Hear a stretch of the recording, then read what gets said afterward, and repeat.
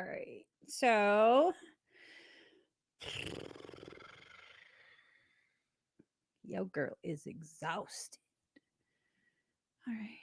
Wait. What do I have written here? Oh, yes, this works. That still works. It still applies. There you go. I asked what this reading was going to be about, and what I heard is this feeling is so hard to ignore.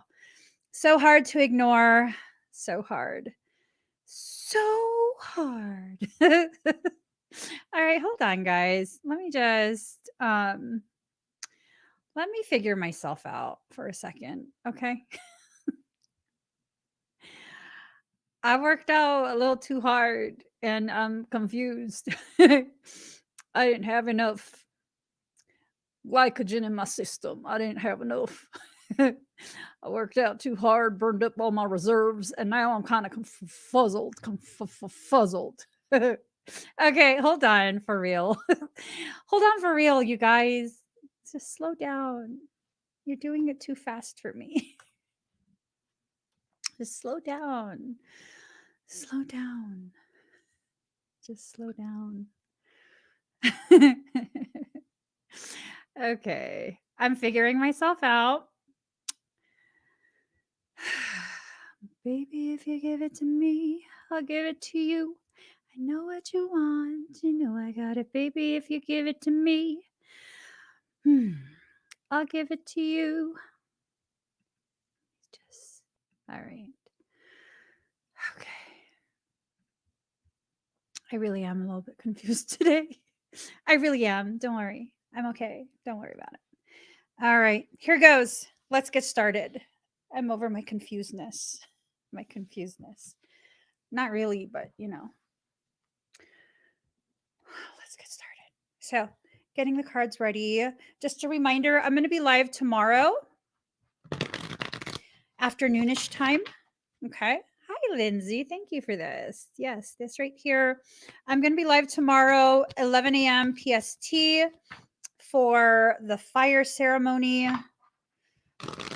I got to do it earlier. I'm sorry. I usually do it like 4:30 p.m., but I got to teach class tomorrow, and I'm not going to reschedule my class because I respect my students' time. So it's going to have to be earlier is what it is. Hey, Viking Soul, how are you? All right. So yesterday was amazing. Amazing. I want to share with you guys, a podcast is going to be coming out today. I have to check what time, but if you guys go over to Discussion Combustion, I did a podcast episode with the guys from Discussion Combustion. They are so effing amazing. Can I just say that? They are so effing amazing. I absolutely love chatting with them. I love chatting with them. It's lovely. It was lovely. I loved it. So hopefully you guys can go check that out once it's out today, and follow them on Instagram as well as YouTube. All right, guys.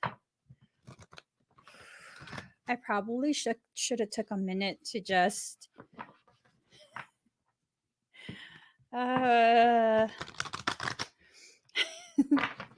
I probably should have just took a minute to gather myself before I went live. But, as the guy said last night, I live in 3 to 5 minutes, 3 to 5 seconds. I don't know. I think I don't remember what he said. But yeah, no. Okay. Let me turn on my fan and we're getting started. Whew. All right, here goes. This feeling is so hard to ignore. I'm not too sure what the feeling is. Hopefully, whatever this feeling is, it has to do with goodness for you. Okay. So, fulfillment. But it's in reverse. So, this is telling me maybe you're feeling very, very like frustrated. Maybe you're feeling like your efforts are not being recognized. Maybe you're feeling like you're putting so much into something and it hasn't panned out, and so you're just like, should I stop? No, don't stop. Keep going. I'm serious. Don't stop. Keep going. Here we go. Thank you, Lindsay. So their YouTube is discussion combustion podcast. Thank you for that, Lindsay.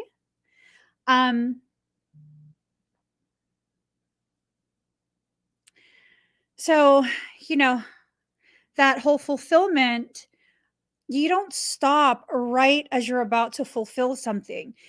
It gets the hardest right as it's about to happen for you.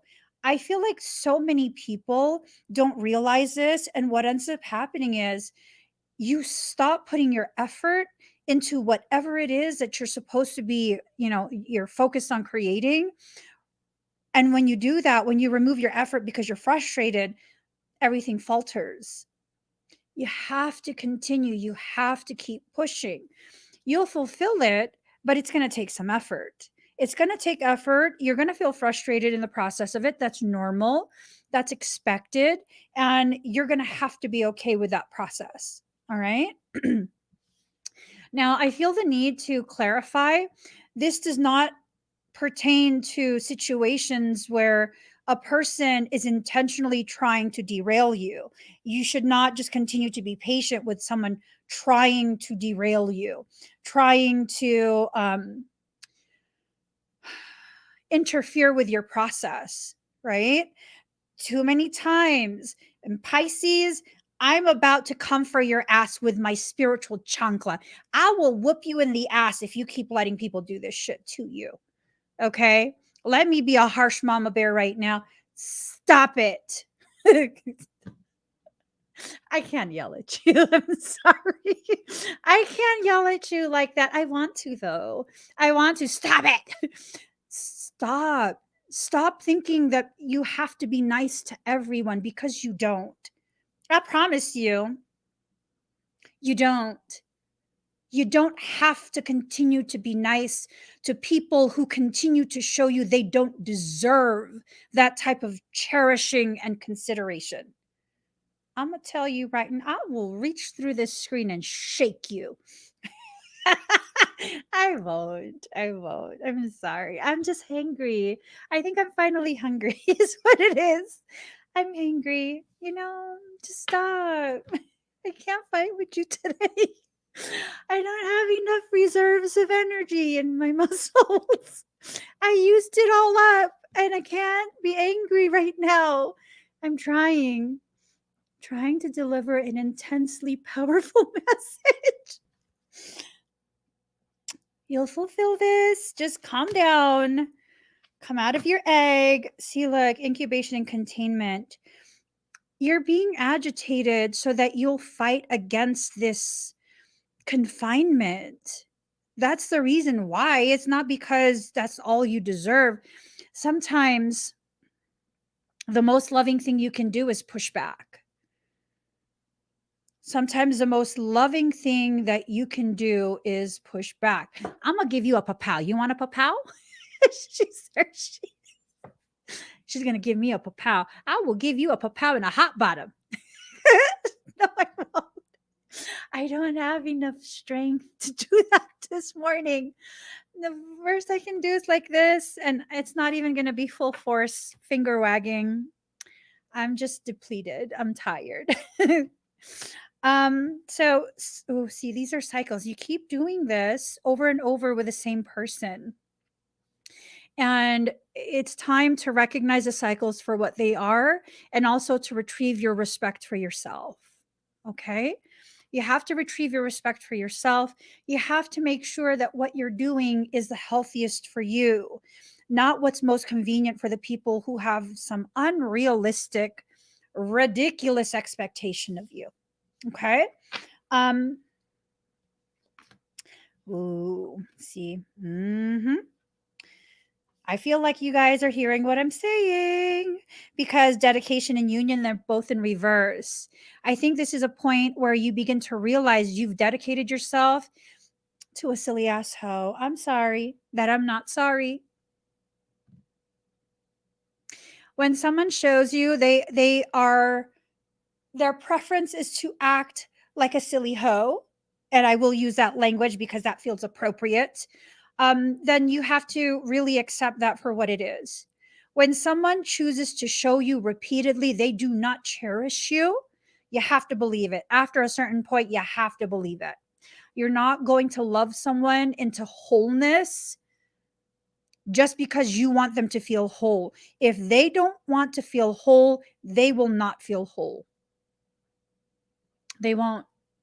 And some people identify as a bottomless pit, just continuing to receive, receive, receive, never giving anything in return. You see, part of the problem here is that you are thinking and feeling on some level that if you give enough, then other people will be obligated to give back to you. And this is not in some malignant, malicious way. You're not using people. You're afraid to validate yourself. And so you seek validation outside of you. And that's why you hurt. That's why you hurt.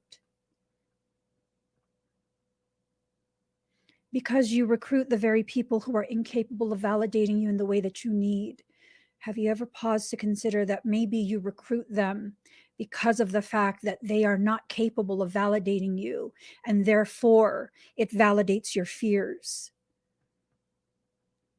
People who need validation will accept validation in whatever way they can, whether it's validating their fears or validating their strengths. For some, validation is validation is validation, and that's what they seek, is validation. Right? Be aware of what you're seeking in other people. Allow yourself to be your source of inspiration and validation. Right? Really changing the type of internal conversations that you're having.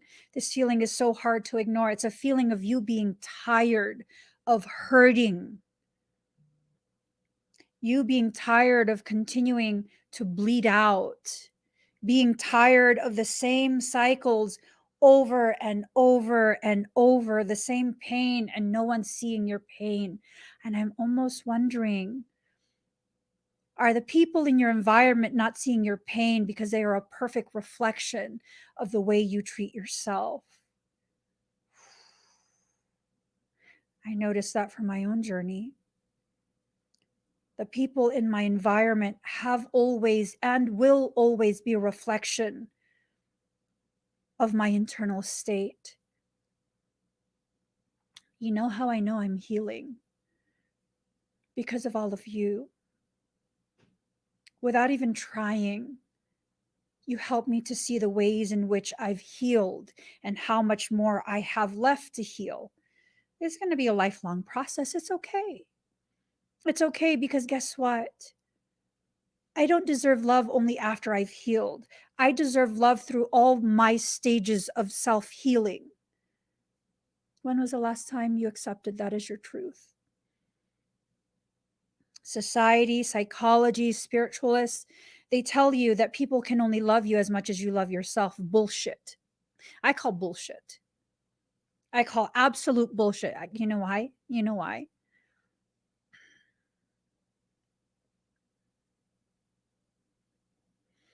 My husband is why.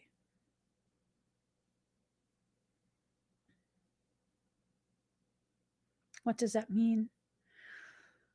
That means this man was capable of loving me to the degree that I deserve, even when I didn't understand what I deserve, even when I didn't know that I deserved love.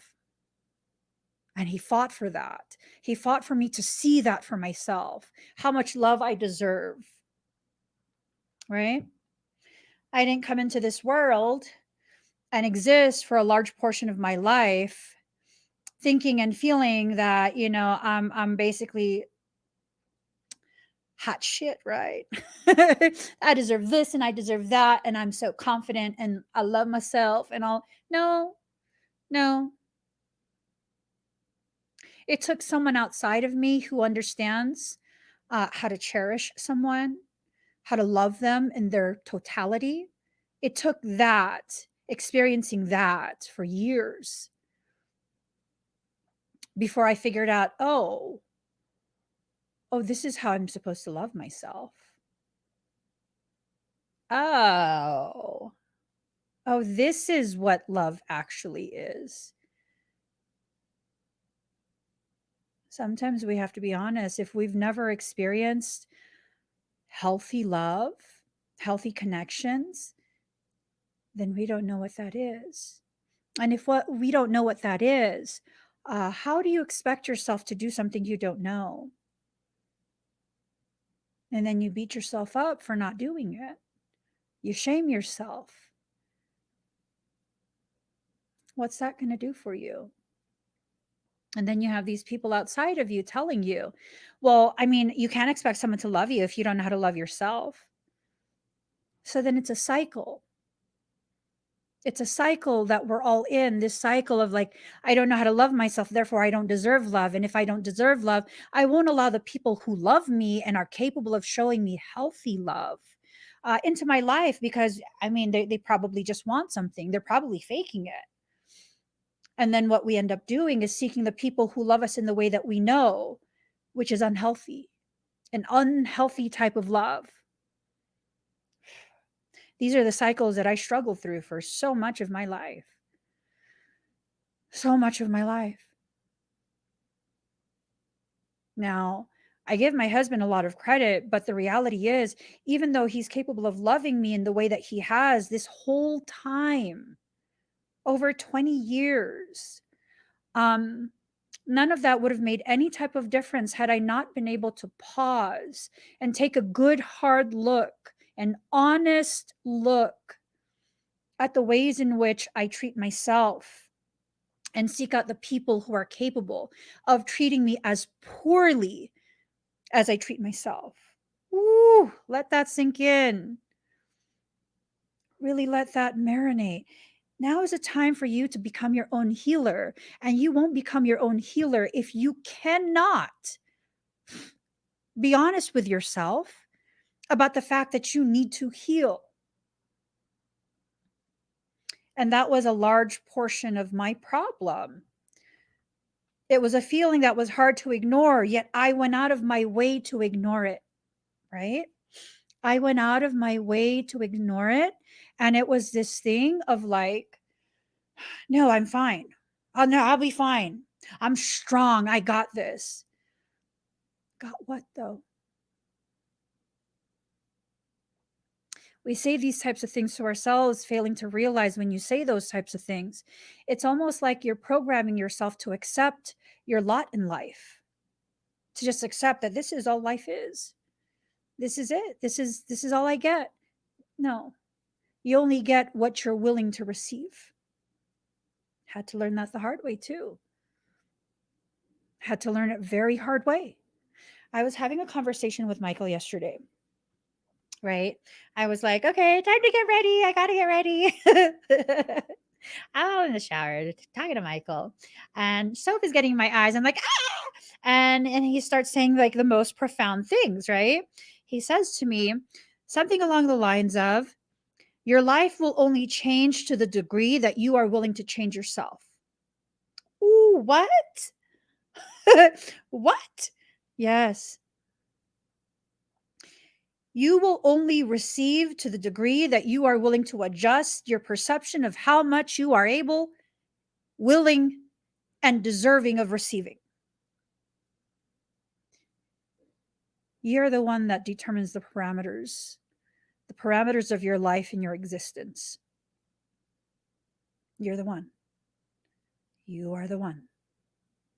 Everything comes back to you. Last night, I was talking to the guys at Discussion Combustion podcast. It was such a profound conversation. And it was this thing of, the beautiful thing about sovereignty is that you have all the power to do and be whoever, whatever you want to be, right? And the ugliest parts about sovereignty is you have the power to give your power away.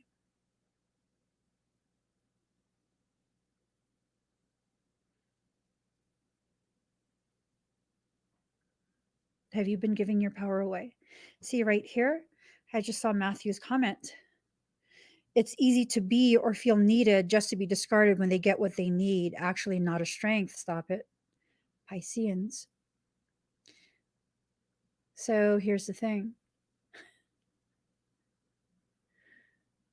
That is exactly what I'm talking about. Where you are using your sovereignty to try and entrap emotionally another person by creating a dependency on you. And then you get upset that they're not addicted to you, but you also get upset when they do get addicted to you. It's a lose, lose, lose, lose, lose situation. I used to be stuck in that cycle. That's martyrdom. It's emotional manipulation. When you go out of your way to do things to be needed, you are prepaying for your place in their life. And just because you prepay does not mean they can't cancel your subscription to your place in their life, in their dramas. You know what I'm saying? Because I used to do that. I used to do this thing where I will overly give, I will overly be available, whatever time, it does not matter. Whatever you need. Why? Because if I do that enough, you'll need me. And if you need me, you can't toss me away, at least in theory.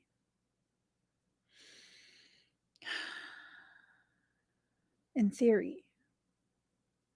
Sometimes the things we theorize, your hypothesis, as you go ahead and do your scientific observation, you're given the opportunity to see the validity of that hypothesis.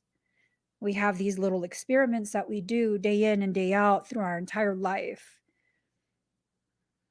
And here's the thing, when you continuously try and put your hypothesis into this field work that you call life, I mean, really, if it consistently is proven false, inaccurate, whatever it is, why keep doing it?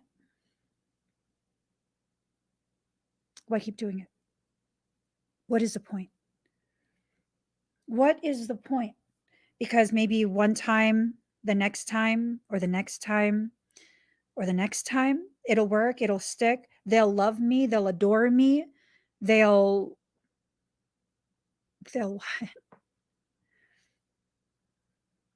when you give your power away, you can't dictate to the person you gave that power to how to use that power.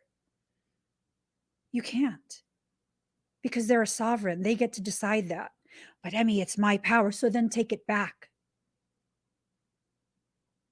So take it back and use your power. Use your power the way you want them to use it for you.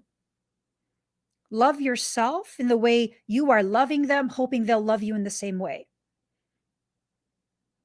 That's hard to do. That's scary to do. Woo, this right here. We are a living, breathing product of our own choices. People can get themselves out of their own problems. For the first time in my life, it's time to be selfish. That's not selfish. That's healthy. Society teaches us that if you care for yourself, if you ensure your health and your safety, you are being selfish, full of self. That carries with it the implication that you should be empty of self and full of something else. Full of who? Who gets to decide what you're going to be full of? Who dictates that? Someone who is just as empty as you, trying to fill themselves up with your energy, right? So what happens when someone decides to utilize their own energy for their own health, their own growth? What happens there? You become healthy. It wasn't a trick question. You become healthy. You become the person that you're growing into. That's what happens. You become your own healer, right? Grounding in reverse. It's this thing of maybe you don't need to ground. Maybe your definition of grounding is different than that stereotypical definition, perception, expectation of what grounding is. Maybe. Who knows? Maybe. I did a podcast about the divine feminine. I had my girlfriend on, and that might have been the harshest she's ever spoken to me. I'm so not even joking. That might have been the harshest that she has ever spoken to me in the entire time that I've known her. I was like, I'm incapable of grounding. I can't ground myself. And she absolutely halted my talking and was like, wait, what? Right? What? Yeah. And she's like, I'm one of the most grounded people she knows. And then I came to the realization, wow, all this time I thought I've grown to the degree that I need to grow, only to realize there's so much more that I need to address. So much more distortion in the way I see myself. I don't ground in the way the average person grounds themselves. I don't. And it's okay because I don't need to. I'm not the average person. I'm something that's different, not superior, not inferior, just different. And I think that's the key here. The feeling is so hard to ignore because it makes you aware of how different you are from the norm. Again, not in a superior or inferior way, just in a way that helps you to quantify your differences. And once you begin to quantify your differences, you then begin to quantify your worth. Your difference is what makes you valuable.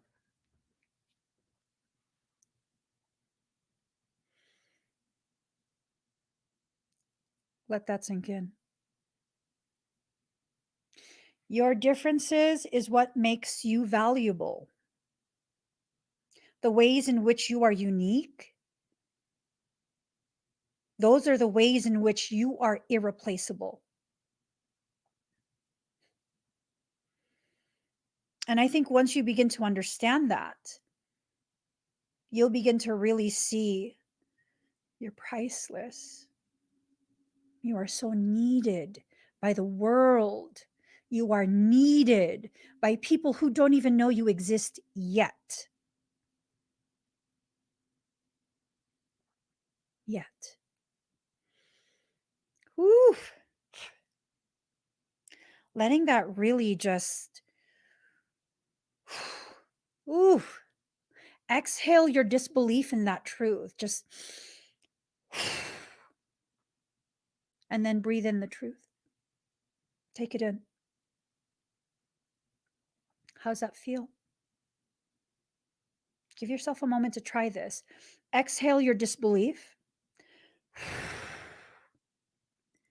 Inhale your truth. Exhale the darkness of your doubt. Inhale the light of your truth. Exhale the darkness of your doubt. Inhale the light of your truth. Just really continue breathing like that for a few more seconds, a couple more breaths. And then let me know how you feel. Your differences are what makes you so valuable and irreplaceable. I cannot emphasize that enough. I cannot emphasize that enough. Do you know why I'm a pioneer of the field that I'm in? Do you know why I'm a trailblazer of the industry that I'm in? Because I'm no longer following after anyone else. I refuse to copy anyone else. I refuse to live by anyone else's standards. I am creating standards as I create deeper truth within myself. How do I create deeper truth? By living. That's it. By living. The more I live, the more present I become. The more present I am, the more powerful I am in my space. Because guess what? The less other people's bullshit leaves me rickety, leaves me rocking in my post. No, no more. No more. No more. I'm not willing to compromise myself anymore, not for the comfort of people who are uncomfortable with their own existence. No more. This feeling is so hard to ignore because it's your truth rising. It's your power becoming evident. It's your sense of self coming home to you. How do you ignore that? You can't. You cannot ignore who you are. You've tried. People have convinced you to do so. Both of you have failed. Why do you think you're here with me now? Because your soul is not willing to wait any longer. Have you guys noticed? I'm very, very curious. For those who watch me, right? How many of you, the moment you began to watch me and attend my live streams regularly, you don't have to watch it live. Life happens, and sometimes the time that I come on is different, like today. How many of you, though? How many of you feel as though your life and your perception of yourself has changed since you've been sharing space with me? Since you've been hearing my opinions and perceptions and my logic? How many of you? How has that affected you? Has it caused you to enter into new space within yourself?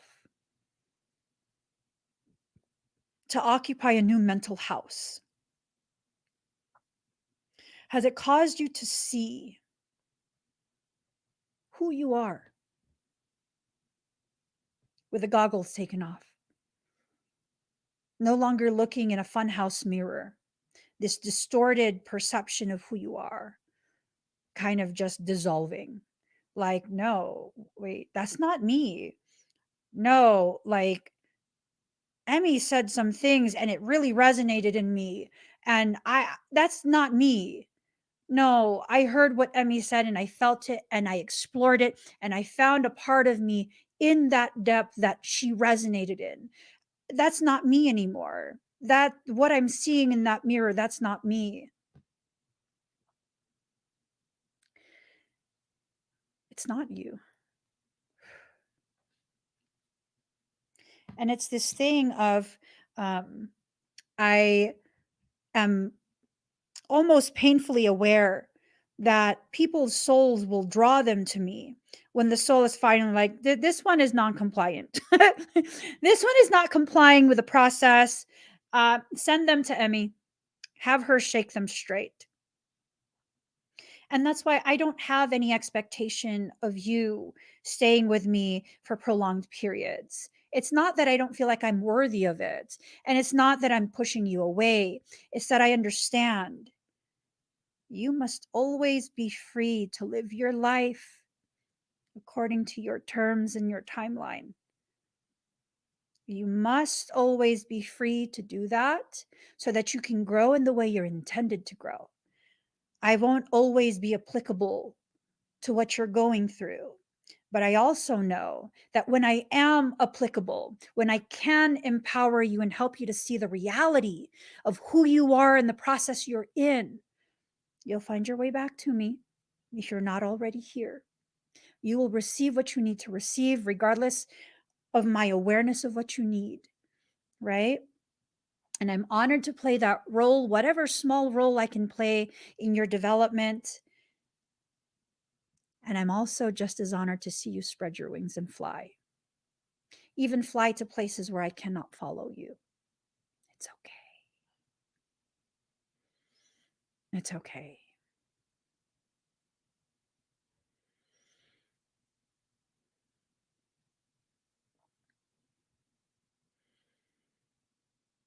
If love doesn't set you free and set your soul on fire, Is that love?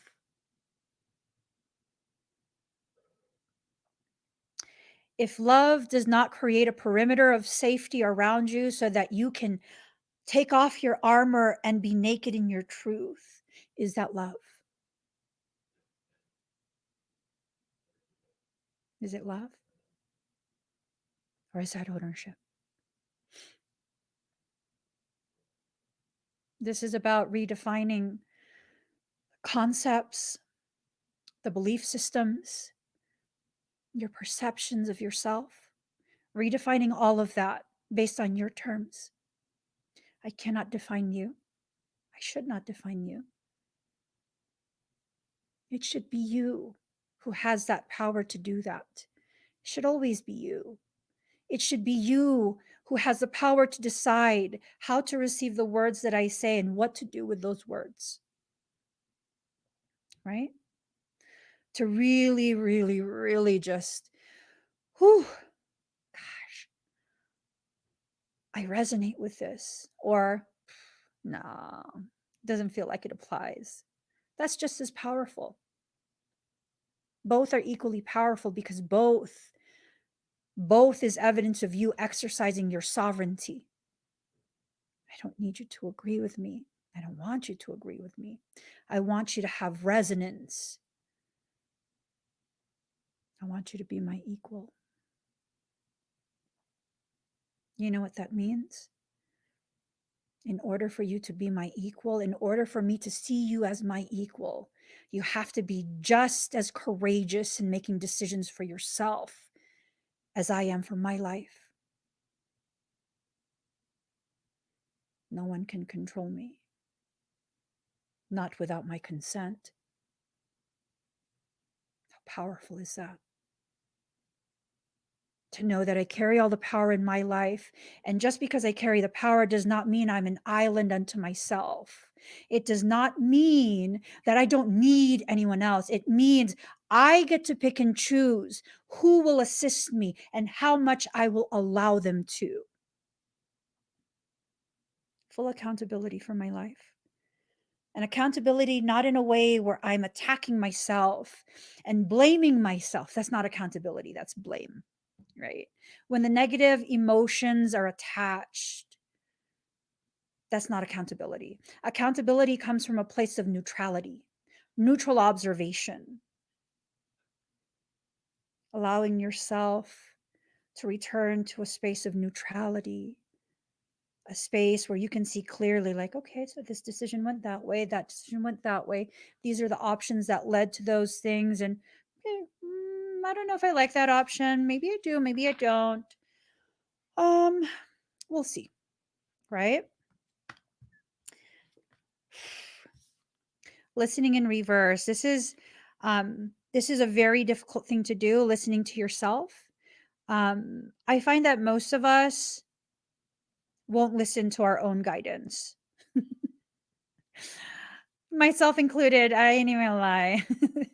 I can't read cards for myself. Why? Because I won't listen. I will create all of these different additional perceptions, interpretations of things that I'm just like, girl, that's not what that card says. I'll have that immediate, message of what the card is telling me. And then I'll sit with it for a second and I'll tell myself, no, it can't be that. There's no way. There's just no way it can't possibly be that. And yeah, girl, it is that. It is that. Like, it is that. It is all of that. Right? Really just convincing myself that I don't carry the gravity that I do. That's one hell of a drug. It's so easy to be addicted to that. That cycle of self-abnegation where you are negating your value. You are negating your skills. Let's see.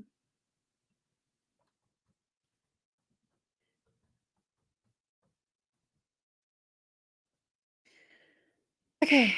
Abnegation, the act of renouncing or rejecting something. Self-denial. Mm-hmm. Mm-hmm. Mm-hmm.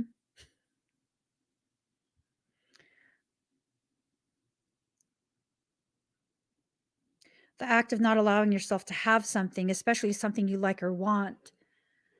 Mm-hmm. Denying oneself of some rights, conveniences, etc. Mm-hmm. The act of renouncing, sacrificing, or giving up or surrendering a possession, a right, a title, or privilege. Self sacrifice, selflessness. See, people think the goal of spirituality is to be selfless. That means you are devoid of your value. You are devoid of your worth. You are devoid of your purpose. Selfless, fuck that shit. Mm-hmm. Mm-hmm. I said what I said. As someone who has lived in the most selfless way for so long, fuck that shit.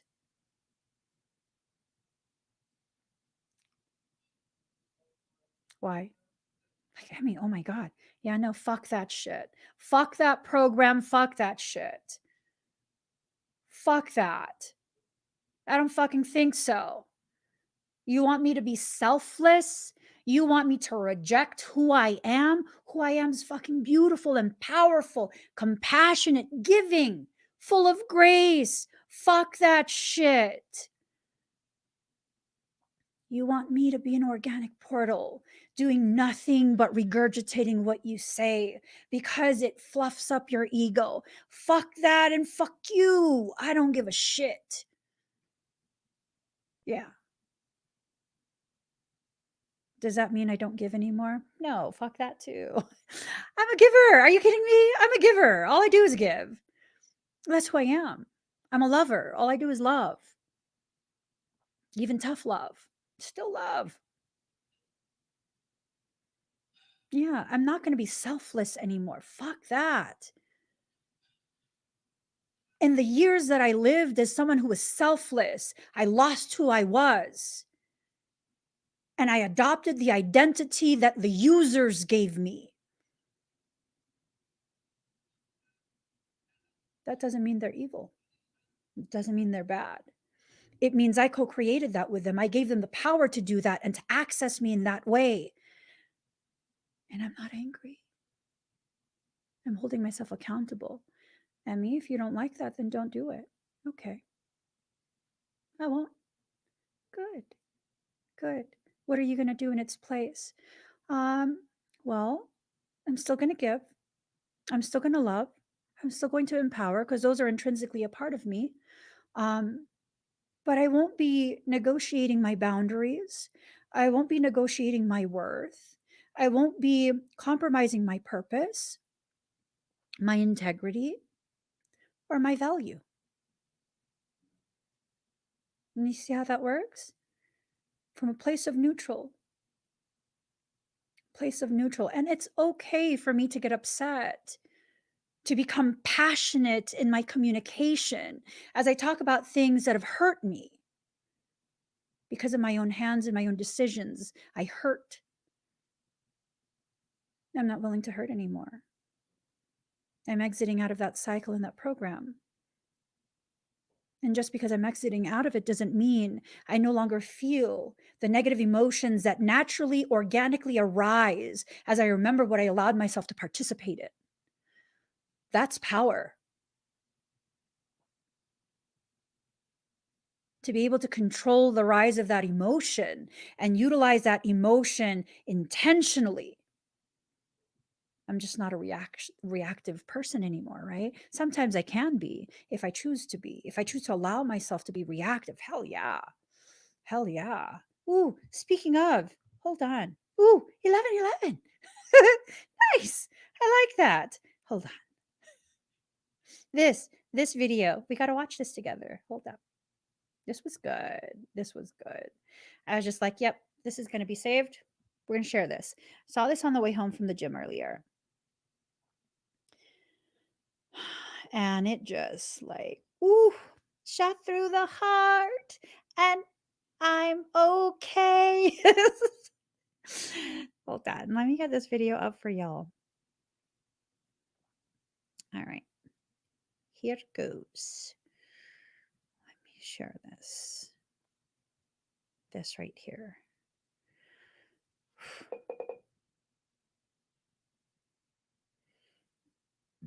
Excuse me. If you know someone that's reactive or you yourself are reactive, you're definitely going to want to watch this. So I'm driving in the car this morning with my daughter, and she says something to me that absolutely blew my mind, and I have to share it with you guys. It shifted my whole reality. Keep in mind that I used to be very reactive growing up, and I had to train my brain to not be, and my daughter, not reactive at all. If somebody says something or acts a certain way, she's very good at staying calm, assessing the situation, and then thinking about it and then reacting or answering after. So we're talking about bullying this morning. And I was saying how weird it is that some parents don't have the protective instinct and some do. So I am extremely mama bear. And I said, I don't know if my sign is a dog, if that has anything to do, but I become like aggressive. If you mess with my daughter, oh no, this doesn't go very well. But I said that my parents growing up really didn't have that in them. It wasn't natural for them. If anything, if people were kind of mean to me, they would try to understand the other person's side, would never take my side growing up. So my daughter is listening to me and she turns to me and says, maybe that's why you're reactive, because you never got validated. So you always had to defend yourself. She goes on to say, every time that somebody has mistreated me or bullied me, you always stepped in and you make me feel like my feelings matter and you let me feel my emotions and you validate me. So I don't have to protect myself because I have you to protect me. So I know how to respond. I can stay calm because I know that you have my back. So, yeah.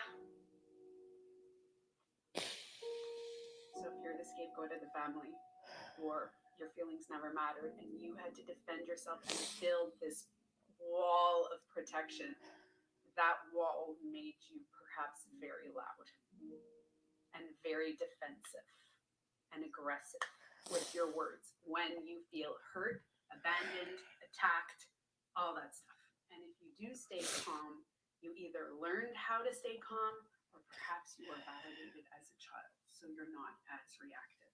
So here's where I have some good news. I've been working for years on myself, and now I work with my clients on how to teach people to validate themselves if they do not get external validation. And I think that's why I'm not reactive anymore, because I learned to validate myself. I learned to do inner child work, reparenting, all that stuff. Wow, this is enlightening morning.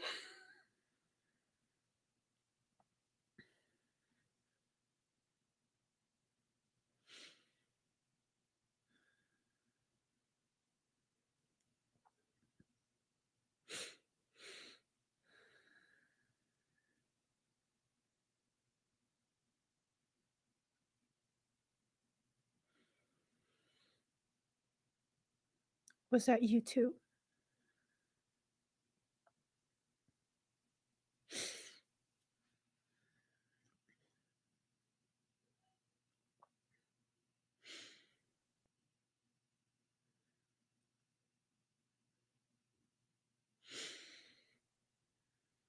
Was that you as well?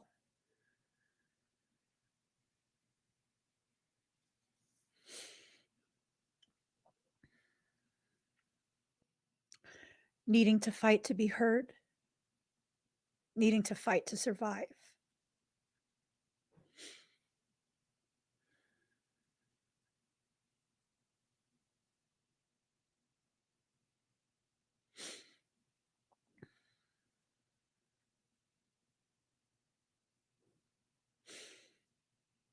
Being in an environment that was consistently a war for your identity, a war to survive.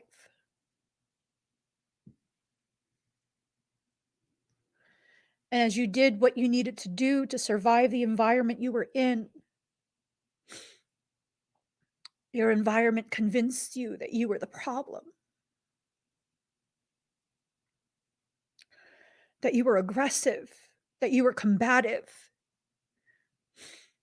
that you were disrespectful and an issue.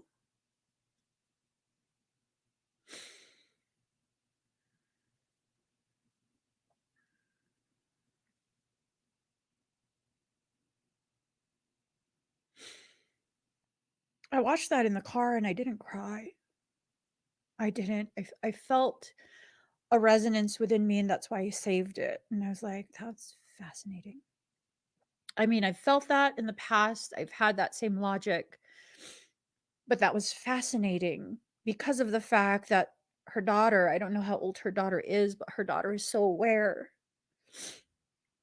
And sometimes what I do is I save videos so that I can go back to that creator's profile and look at more of their videos to maybe find more nuggets of truth that will resonate within me. And it was this thing of hearing it again right now.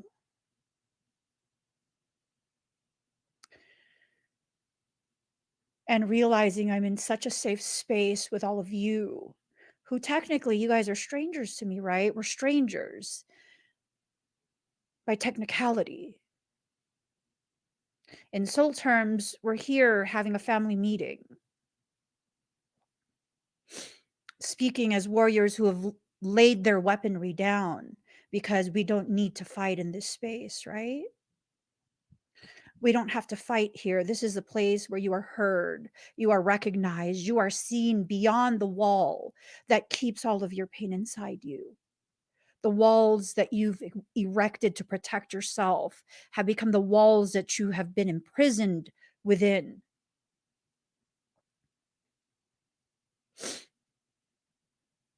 And so, here in this space of deconstruction in the most peaceful manner possible,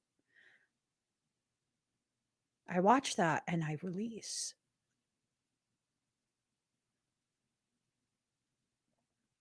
I release. Release what? Whatever was needing to be let go of.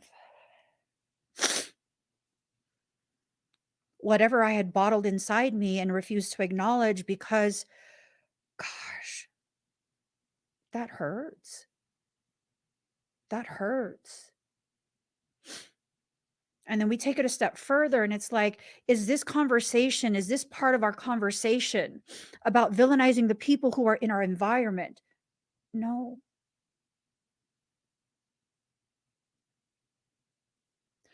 Those are people who were trying to do the best with what they knew what to do, which is pretty much not knowing anything, right? I mean, we hold our parents to a standard that is just ridiculous at times. And it's not that we're needing to kind of make excuses for their lack or their failure. It's that we have to understand there's an alignment that needs to occur between your perception, your expectation, the reality of what they provided you in childhood, and the recognition, the acknowledgement of what you know you deserve. And I've gotten to a point where I realize, like, I wouldn't understand my value and my worth and what I deserve had I not first experienced the polar opposite of that as a child. And no, the credit for my healing and my growth does not go to the people who failed me. This is simply an acknowledgement of their contribution to the process I chose for myself. I chose to heal me. I chose to pick up my pieces. I chose to deconstruct the walls that I erected and make it into a wall for my garden rather than this huge tower that keeps me safe from the world that's supposed to be a part of me. Right? This feeling is so hard to ignore. Maybe because it's time for you to stop ignoring it.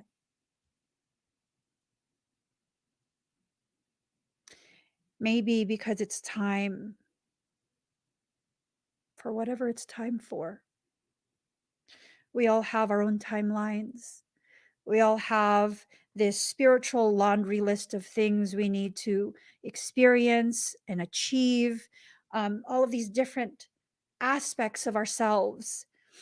Your journey is your own. It's not for me to dictate to you, it's time to do this and it's time to do that. No, you have to begin parsing through your pain and retrieving the components that will give you the understanding you need. The journey has to be your choice. It has to be you.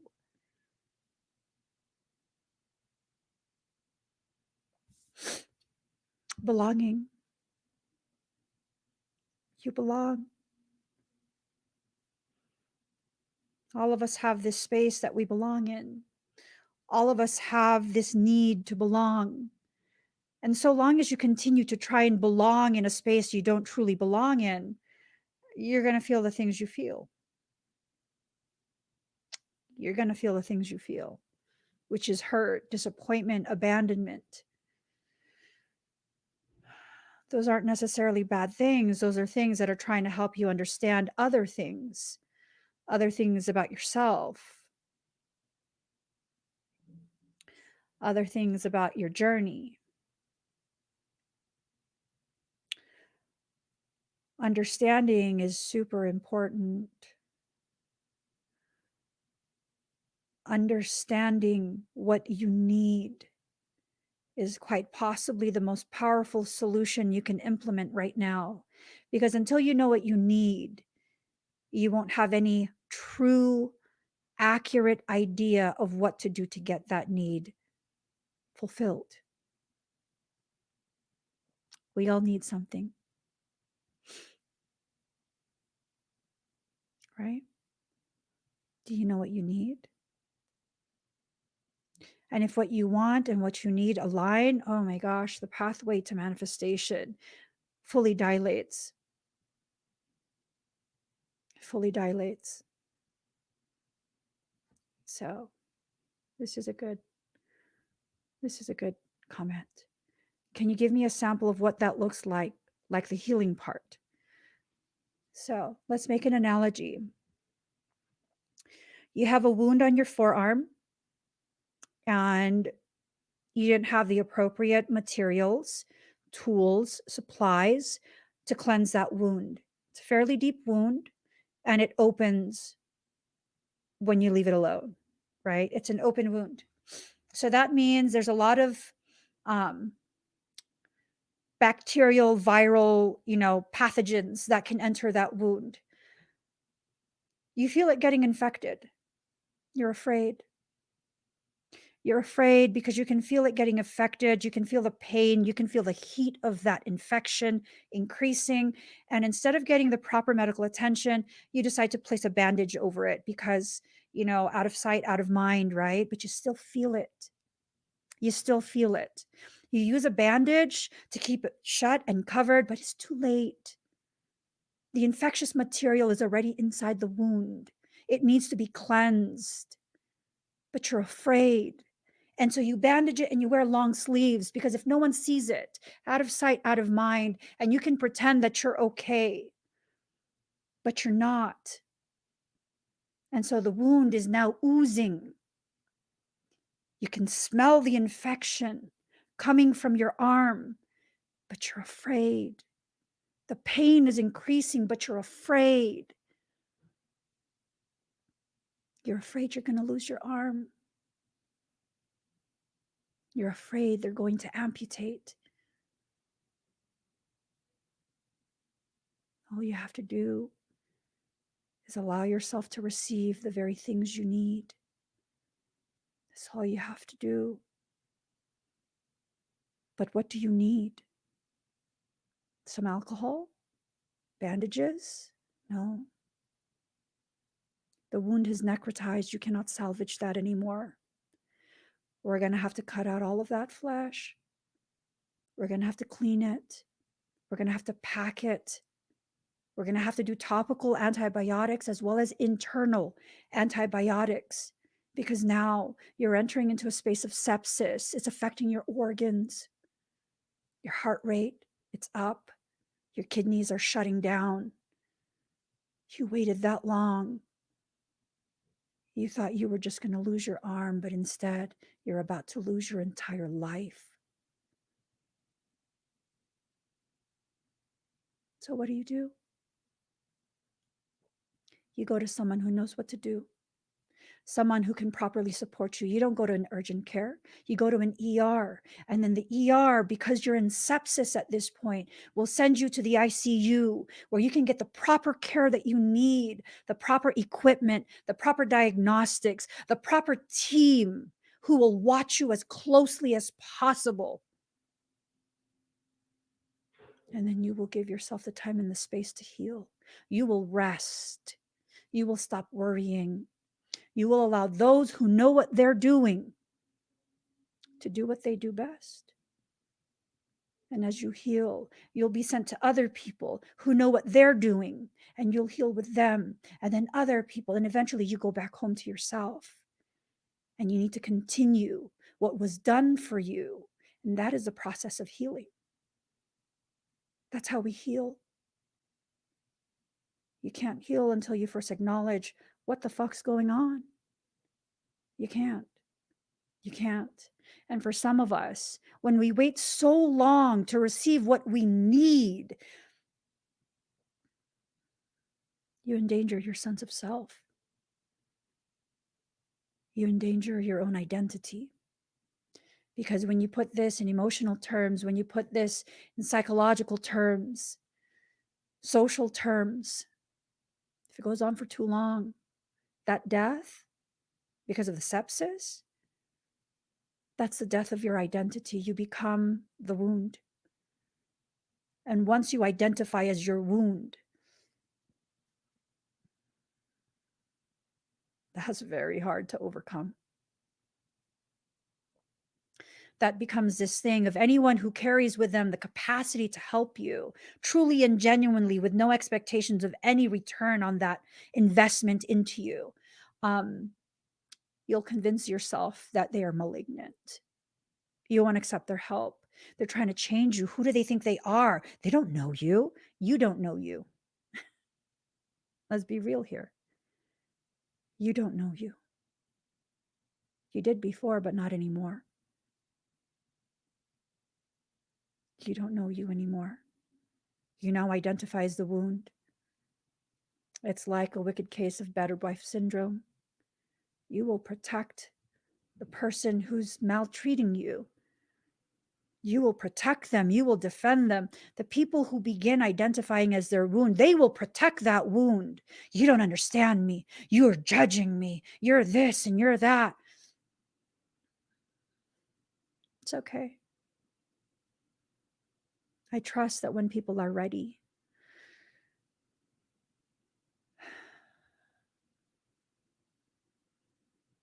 they'll be brought to the space they need to be, in front of the people they need to be in front of. And they will receive whatever it is they need to receive. One of the ways I know I'm stepping into a place of just tremendous power is I'm no longer trying to be everyone's savior. I'm respecting your decisions. I'm trusting you to learn what you need to learn and to heal from that, to be able to feel whole in that.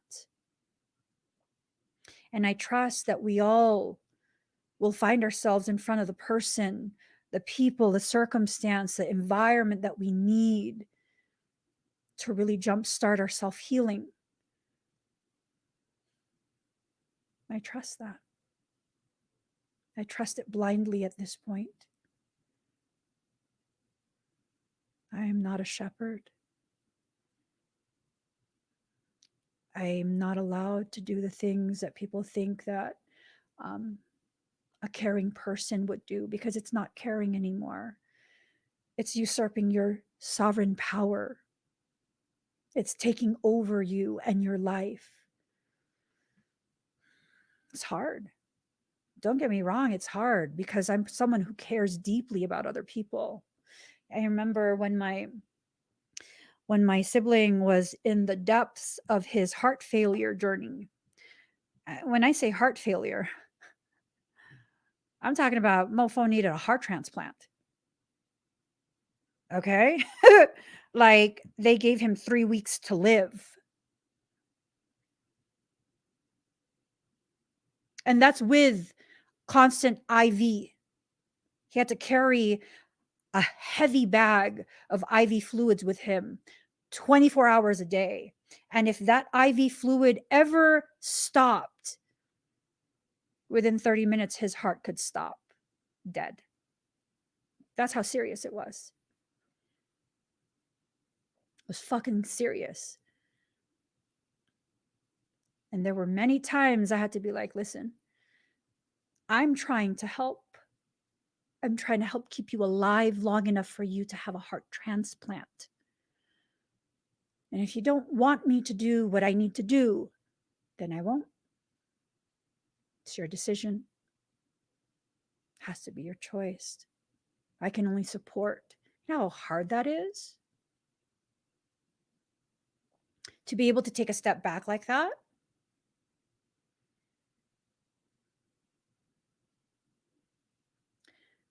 That's love.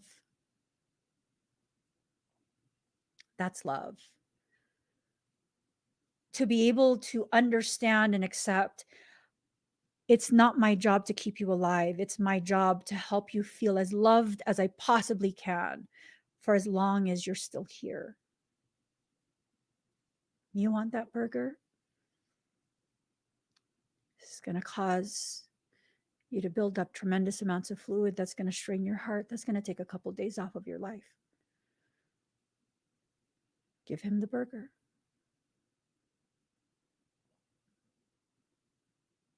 Give him the burger.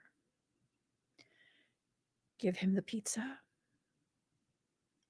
Let him feel the pain he wants to feel. Because I tell you, that was so advanced, his heart failure. A slice of pizza, within an hour or two, he can't breathe. He's gasping for air.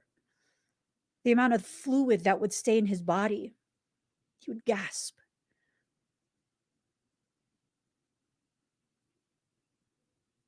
That's love. Letting someone decide for themselves. How long do you want to be here?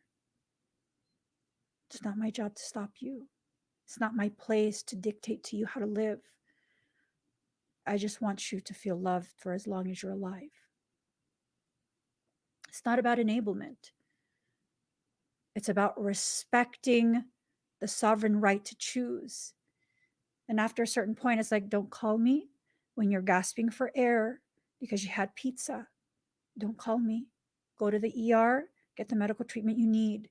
Don't tell me I don't want to know. I don't want to know because it hurts me. It hurts me to know.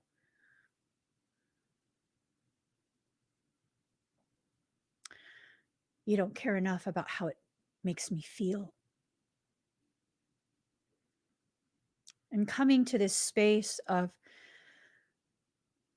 mutual love, where it's like, okay, well, I don't want to hurt my sister's feelings. She'd be hella stressed out, even though she doesn't nag me, she stresses out. So let me just not, right? Loving someone so completely that they can then begin making decisions that also consider your feelings based on their own choice to do so. That's love.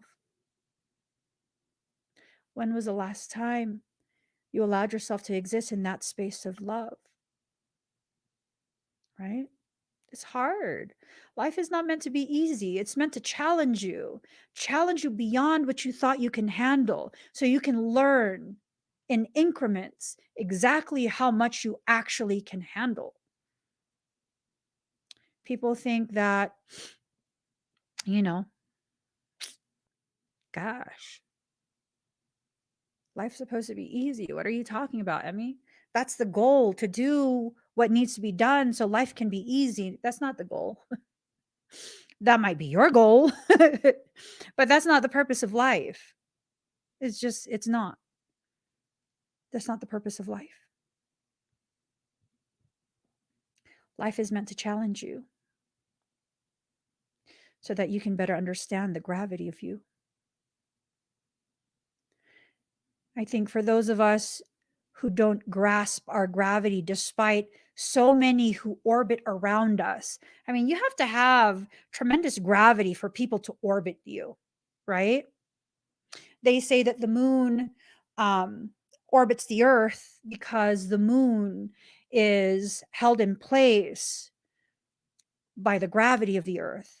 It's drawn by the gravitational field of the earth, right? Allegedly. Let me just. You carry a gravity within you that you need to be aware of. You have to allow yourself to focus on receiving the messages that you're rejecting from soul. High Priestess of Fire, set your entire world on inspirational fire, spiritual fire. Allow yourself to become so full of inspiration that there's no other option outside of empowering yourself.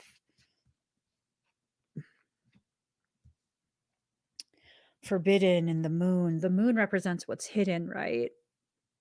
Forbidden. The moon in astrology is the reality of who you actually are. It's who you are and what you hide from the world. Well, you hide it because you're taught that it's forbidden to be who you are. You are forbidden. That's what your shadow self is. All the parts of you that the world forbade you to be. What did I say earlier? Fuck that shit. That's what I said earlier. Okay? And I still mean it. Fuck that shit. Right? I mean that. Your fulfillment will come once you let go of this need to conform. Your fulfillment will come once you re enter into the place of individuated existence. It will come in. This thing that you've been waiting for, this still intangible thing, it will become tangible. You will no longer need to live in a fragmented state.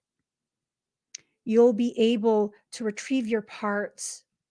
You'll be able to bring your parts back home, pieces of your identity that make you so strong. I mean,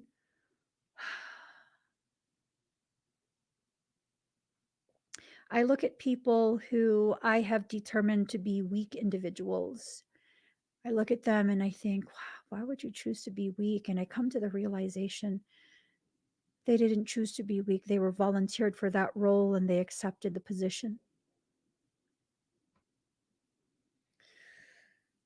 Wow.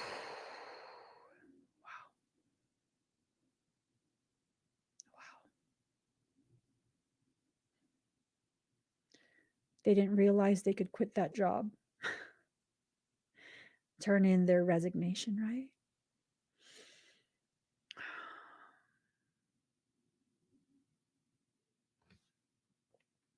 I love this. I love this. The heart is our feeling. All what we feel comes from the heart, our anger, our sadness, our joy, and the most important one, our love. But the heart cannot understand the reason of the feelings. Only the mind can know the reason. That is why it's important to keep our heart and mind connected with each other. And the way you connect that is through communication. What happens when you live in societies where you're told to shut up? You are not allowed to speak. Your opinions, your words, they are invalid. They are inconvenient. You lose a connection between the mind and the heart. You develop conditions like thyroid disorders, hypothyroidism, hyperthyroidism, Hashimoto's, all sorts of different things, Graves, right? Right. Do you know how common thyroid disorders are? What am I trying to get at? If you want to be a whole person, you have to speak about your wholeness. The conversations that you have within yourself about how fractured you are They're only one component of action, but we never take it all the way through. We never of acknowledgement of the current situation as well as discussion of what we're trying to achieve and finding the pathway to connect the two. You have to have conversations that create wholeness within yourself. You have to have conversations between self and soul, a symposium of healing, not merely acknowledging the wounds and the pain. Pretending things are okay are not going to fix things. They're not. Consistently reminding yourself of the things that need to be worked on without putting action behind the words and the conversation, that's not going to make things okay either. It's just not. As much as you would like for that to be the solution, unless you put the action behind the words, this is not going to be okay. I don't want you to lie to yourself. A solution always requires the thought and the action that follows after it. The thought will help you to consider things, will help you to this, will help you to that. And then when you allow yourself, well, you'll then begin to really put action behind the words. That's important. The feeling is the start of it. It's that place of awareness, that point of recognition. Simply feeling things is not enough. The feeling is the initiator. It is the catalyst. The action is the fuel. Sometimes the emotion is what fuels the action. Regardless of how your process works, unless you have those components, there's no change that's going to occur. You're going to continue to feel this same feeling that's so hard to ignore. Visions, seeing clearly what it is you need to do, right?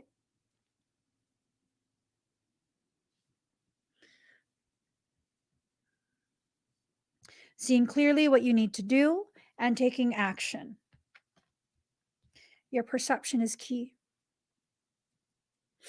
The way you see yourself, that's crucial. Okay? You have to be realistic about the reality of where you are right now while acknowledging where you want to be. Okay? The most important part, acknowledging how you feel about where you are in relation to where you want to be. It's okay to feel disappointed. It's okay to feel upset with yourself momentarily. It's not about pretending everything is okay. It's not about pretending that you are happy where you're at. If you're unhappy, be unhappy, but don't stay there. When you continue to ignore how you actually feel, that is a surefire way to prolong that feeling. It's a surefire way. Because as much as you want to stuff that down, it's bubbling up. It's bubbling up and it's making a mess. It's making a mess. That's why life feels messy. Because your soul is trying to get you to do one thing that's right for you, and your mind is telling you that your soul is wrong. That's the equivalent of a toddler telling someone who's earned a PhD in their field of interest that they're wrong in that field. What? I don't know. Maybe the toddler is a savant. Who knows? But it's nonsensical if you think about it. It's nonsensical. Because even as a savant, a toddler does not have enough life experience and maturity to be able to efficiently and accurately apply that information. That's a difference. I've always been this way. I didn't have a moment of awakening. You guys already know that. But I have needed to develop my maturity, emotional and mental maturity, to be in par with my spiritual maturity. That's why, as you've watched me over the years, if you've been with me for a long time, you've seen me evolve and you've seen me change and become more powerful within my own right for my own life. Because with everything I experience, I develop that much more emotional and mental maturity so that I can do more with what's always been there. Fortitude. You are fortified by creation. It is your perception of your failures that causes you to feel fractionated and less than whole. I don't feel whole. I don't feel whole. Does that mean you're not whole? No. Feeling and being are two separate things.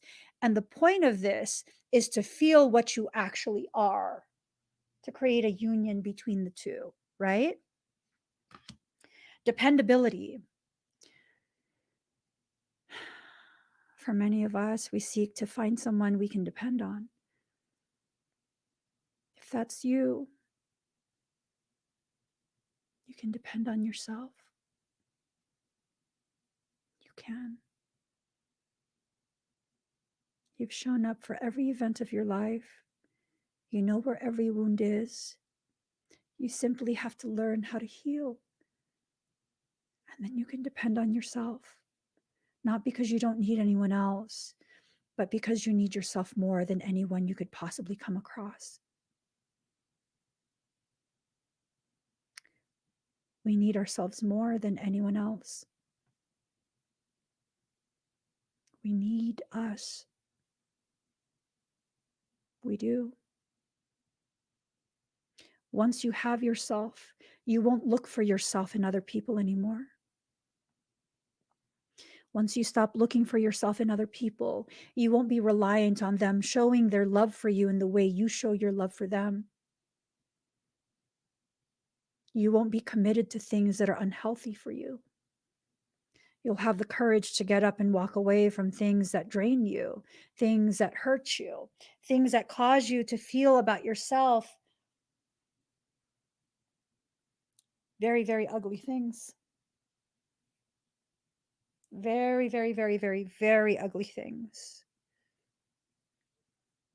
Think about the ugliest thing that you think about yourself.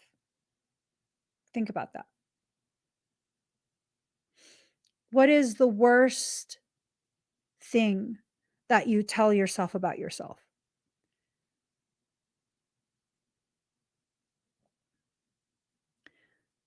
Where did that come from? I promise you it's not you. Like, one of the ugliest things that I can think about myself, I'm just difficult. I'm difficult to deal with. I'm difficult to be around.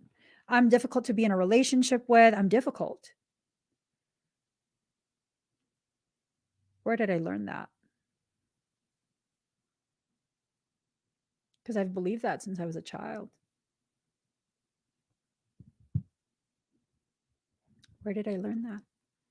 I didn't come to that conclusion on my own. Children don't think that about themselves.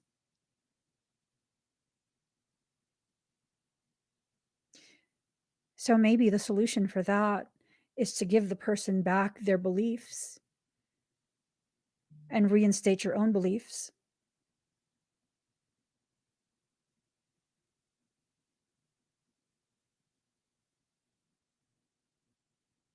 Ooh,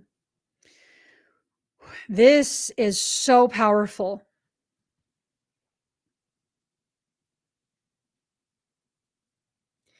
Being able to be honest with yourself to that degree where you recognize you have the capacity, but you don't yet understand the how and the when.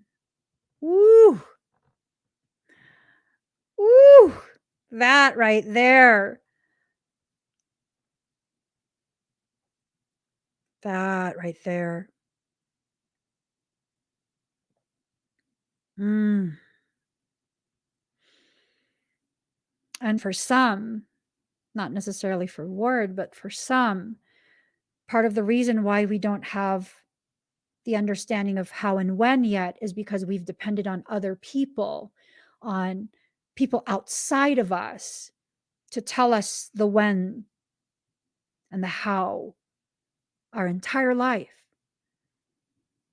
And so comes the realization that's what we need to work on, making decisions and allowing the causation and effects to be witnessed in a space of neutrality so you can begin exercising the knowing of the how and the when, recognizing within your body that when I make a decision, say I needed to get a task done today, and I feel a feeling in my low belly, kind of like butterflies. What does that mean? Well, let's not do the task.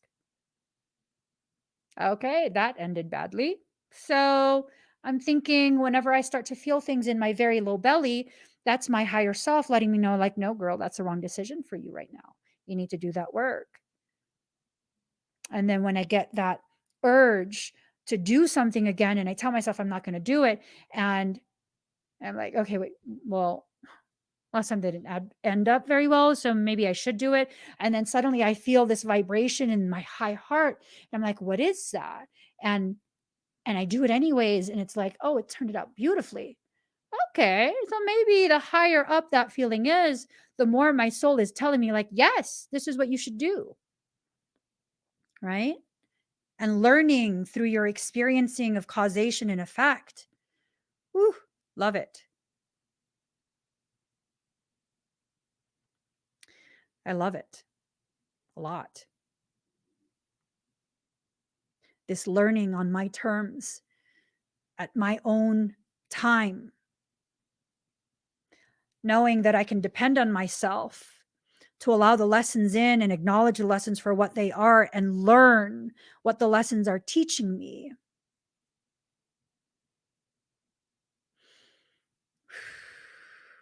I can depend on myself to be my own teacher with an openness and understanding, a willingness to allow people to enter into my life to teach me even more. Ooh. But the primary teacher in my life is me. I am responsible for me. I don't have to rush through the lessons. I don't have to get a certain thing done by a certain date. I just have to keep allowing myself the permission to progress, to keep going, to keep building, right? Like earlier today, so past couple, like 2 days, I was fasting, unintentional fast. I couldn't eat. I had no appetite. Nothing was wrong. I didn't feel sick. Probably going through some ascension stuff. Perfectly fine. I decided to go to the gym this morning. That's why I'm late. I decided to go to the gym in the morning, completely disregarded the fact that I've been fasting. My energetic reserves, they're depleted. I'm tapped out, right? When you fast, your body will burn up your glycogen. That's your stored energetic reserves. My body's burned that up already. Oh, I was lifting heavy. It's leg day. And then doing cable kickbacks like a donkey kick. You attach the cable to your ankle and you kick your leg back, right? And I'm bent over doing kickbacks, holding the pole. And I was like, ooh, I'm going to pass out. And instead of stopping, I said, girl, 5 more, max it out, max it out. And I did the 5 more. And then I sat my ass down on the floor because the world started to spin and turn black. And that triggered my vagus nerve. I'm about to have a fucking panic attack at the gym. And I was sitting there rocking myself, girl, you're fine. You're fine, girl. You're fine. Just no compression on the vagus. You're fine. We're good. I go and drink some more of my pre-workout. Like, you just need a little sugar. Well, that's it. You have some pre-workout left. Just drink some of that. Finish that up. Yeah. I got myself stabilized to the degree that I knew I wasn't going to pass out anymore. And as soon as I did that, what did I tell myself? Girl, get the fuck back up. You got the left leg to do. You can't be uneven. I hooked the cable to my left leg. I stood up. And then I asked myself, what the fuck are you doing? And then I sat back down. I don't know. What are you trying to prove? I don't know. So then stay seated.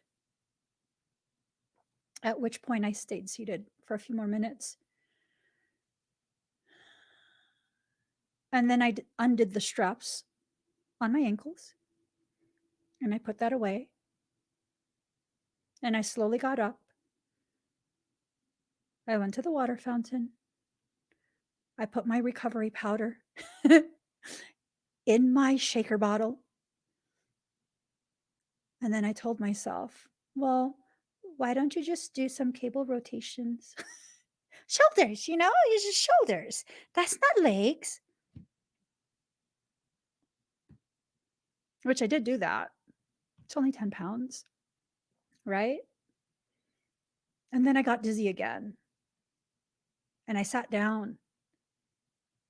And I told myself, well, I mean, we're already seated. Maybe we can do some I don't know, arm workouts. We're already seated. We won't fall over. It's only 10 pounds. I've been maxing out at 25, 30. So that's only a fraction. And as I began, I put myself in position and I was like, bitch, you're going to faint. And so I put the weights down. I was like, what the fuck are you doing? What are you doing? Got it. This is an old cycle. This is an old cycle. And I sat there for a few minutes. And I breathed. And I told myself,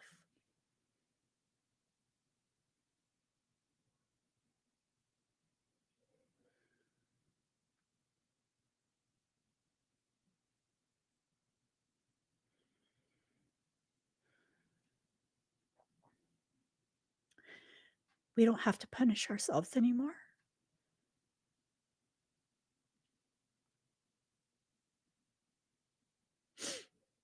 It's not a failure to know your limits.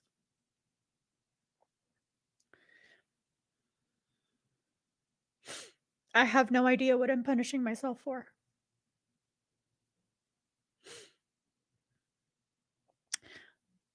But I knew I was punishing myself. I was aware. I was aware I was in a cycle. I don't know what triggered it.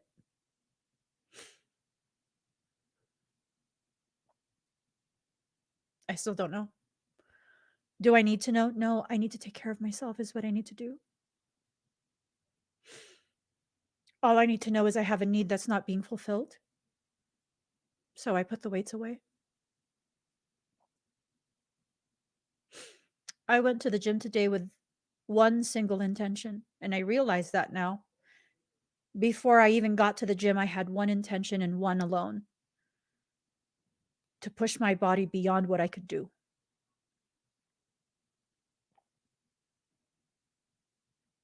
Why? Is there a competition I'm preparing for? No. Is there some deadline to achieve? No. So what am I doing? You have to understand the way your mind functions. I'm packing on muscle really fast. Really fast. So what am I doing? How am I intellectualizing the way in which I'm punishing myself? Well, I'm seeing my muscle growth as evidence of a return of my health. That's bullshit, Emmy. You know it. You know it. What are you really doing? Well, every inch that my thigh grows, that's evidence of proper punishment.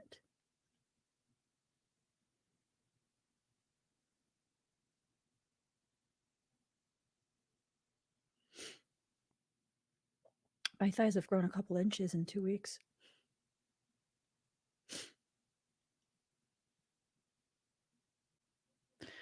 I'm looking for evidence of self-harm. My joints can't handle that kind of weight. And because I've been able to intellectually accept that if I injure myself, that's too much punishment, because then it becomes obvious to other people, right? Like, really tear apart your psychology, really understand the place you're rooted in right now.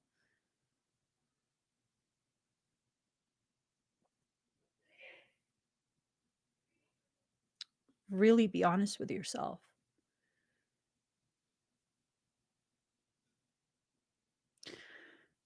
Maybe I'm punishing myself because I allowed myself to get unhealthy again. Maybe I'm angry because I'm unhealthy because of a narcissist. I allowed someone to get into my head. And maybe all of this is a root of me thinking I'm still the problem, right? I can't control a narcissist. And when you get maltreated to that degree by a narcissist, of course you're going to be reactive, right? And so as I became reactive, that affected my hormonal composition, which then affected my size. And I'm not working out for the aesthetics. But now I'm seeing I'm not working out for health either. I've found an acceptable way to punish myself for being human in a human process. And that's the root. That's the root. And now it doesn't make me feel badly. Now I'm like, okay, girl, we're human having a human process. So that doesn't mean I'm going to stop working out. That means now I can go back to using working out in a healthy way rather than as an acceptable form of self-punishment, right? This is all a process. It is all a process, and it's all something that has to do with what you're not recognizing. Why would that interaction with a narcissist get me to this degree of self-punishment? Because my father's a narcissist. And this most recent narcissist that I had to deal with was a reflection, almost like a mirror of my father being able to finally affect me.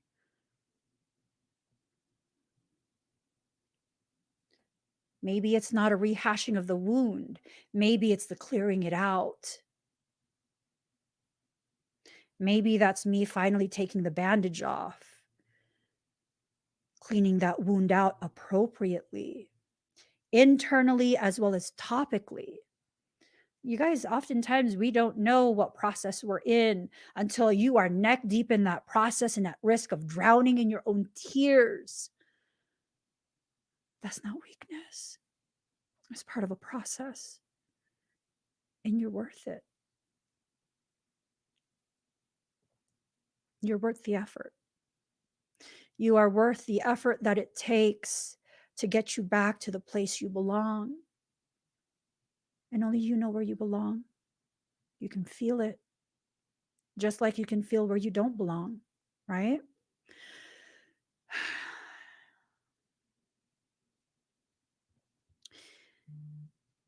When we allow ourselves to enter into processes, we allow ourselves the opportunity to heal.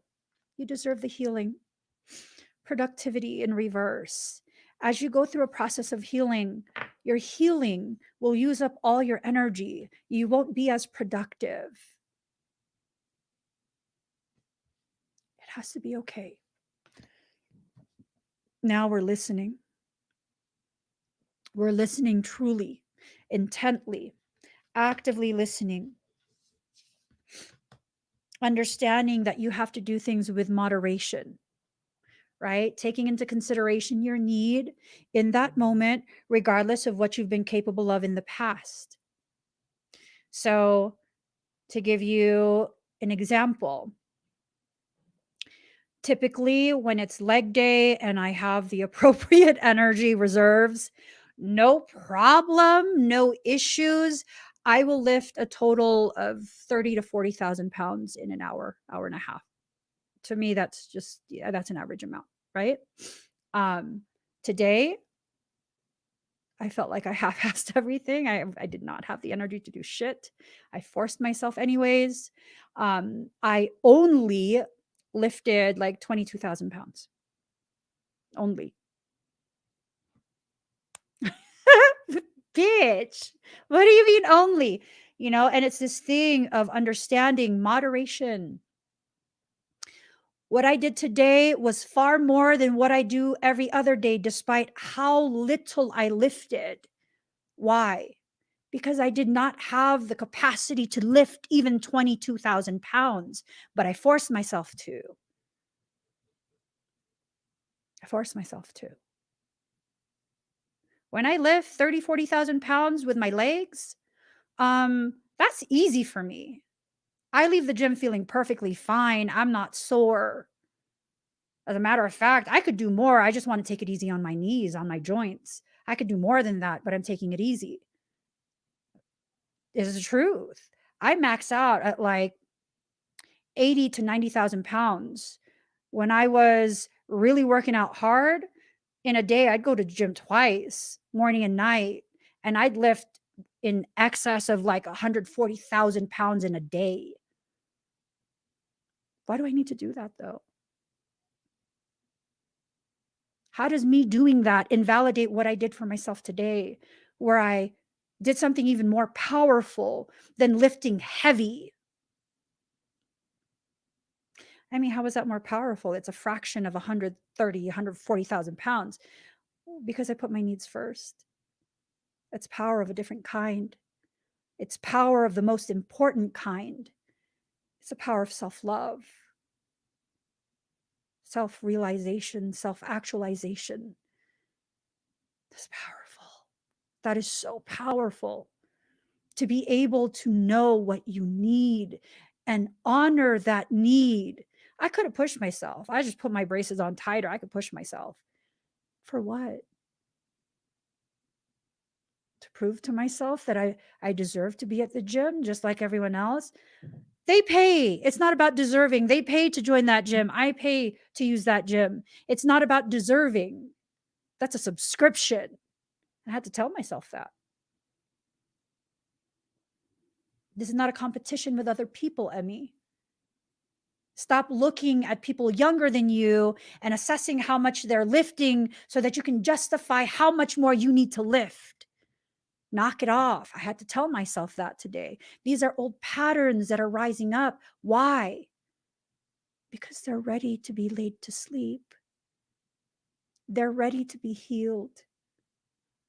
That's why. I don't typically compete with people while I'm at the gym. I'm not paying attention to anyone else.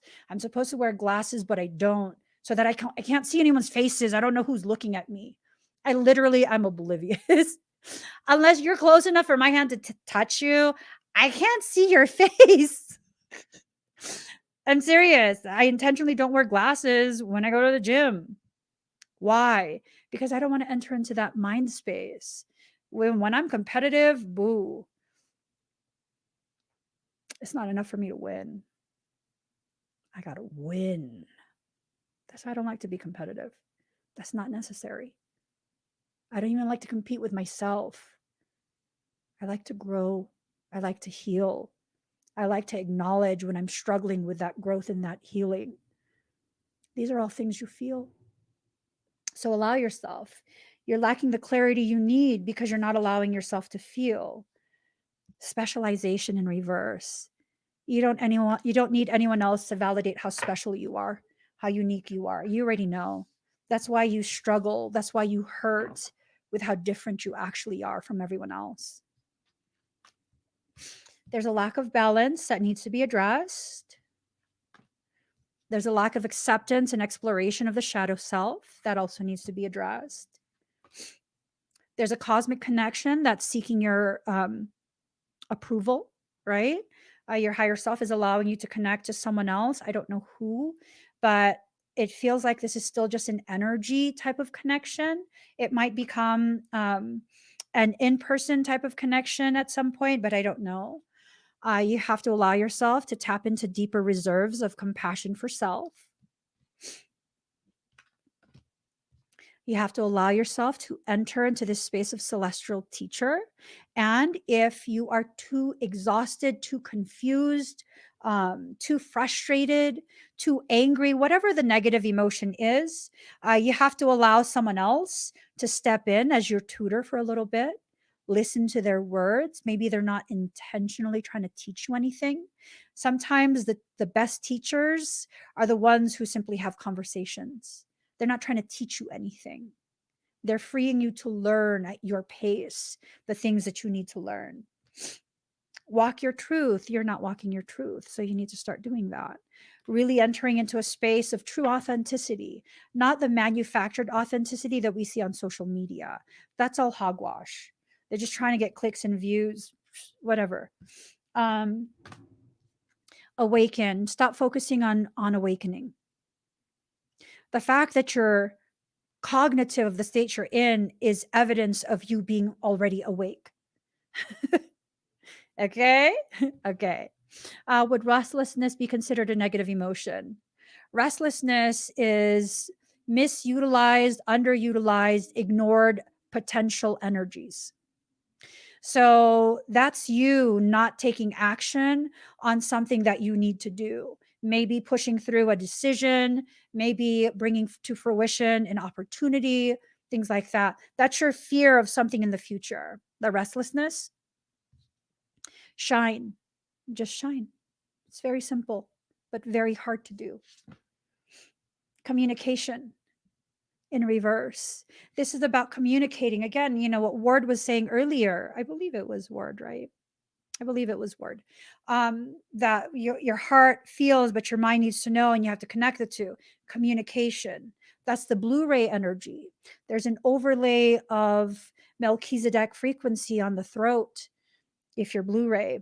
And whenever you speak truth, your most authentic truth, the mind and the heart, they come together and it creates a trinity. The mind, the heart, and the divinity of soul. That's the trinity. It's in the throat. It's housed right here. So, you know, this is you needing to step into your actual divinity, your purpose, allowing yourself to be witnessed, communicating needs, communicating experiences, the sharing of your survival guide, so others can find their courage to write their own, right? And once you write your survival guide, by the time that is done, you'll know you've entered into a place of thriving. It's beautiful. Keep thriving. Keep writing, keep thriving, keep growing. Keep allowing yourself to be just who you are, not what people tell you to be, what you feel you actually are. Okay? So, guys, I got to get going. Thank you for sharing this space with me. This reading was pretty long. Please give this video a thumbs up. If you haven't already subscribed, please do subscribe. Turn on that notification bell. Join me when I'm live. Okay. So what I'm going to do, I'll be live tomorrow, 11 or 12 a.m. Pacific Standard Time. I'm going to be doing expedites, energy work, all sorts of different things during a fire ceremony. And I will see you guys tomorrow, 7 a.m. Pacific Standard Time for church. Bye, everyone.